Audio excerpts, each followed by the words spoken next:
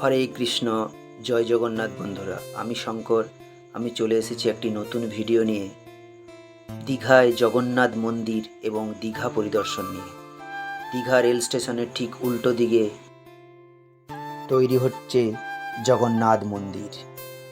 এই মন্দিরটি তৈরি হচ্ছে পুরীর জগন্নাথ মন্দিরের আদলে।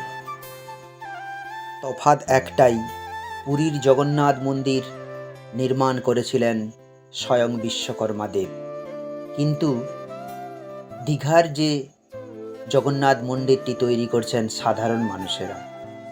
তাই বন্ধুরা, দীঘায় আসুন এবং দীঘার জগন্নাথ মন্দির পরিদর্শন করুন এবং দীঘার সমুদ্র সৈকতের মনোরম পরিবেশের আস্বাদ গ্রহণ করুন।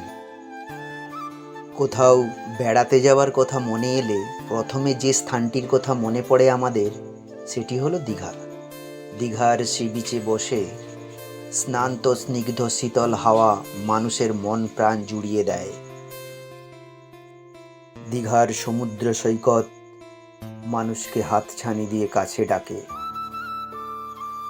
দীঘার সমুদ্র সৈকত মানুষের কাছে আনন্দমুখর জায়গা।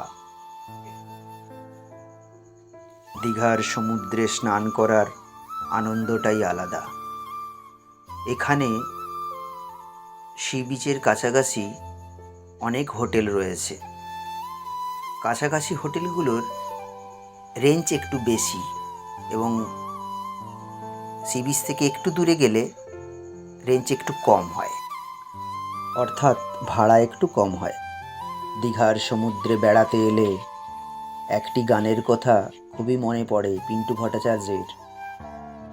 চলো না দীঘার সৈকত জুড়ে, ঝাউবনের ছায়ায় ছায়ায়, শুরু হোক পথ চলার, শুরু হোক কথা বলা।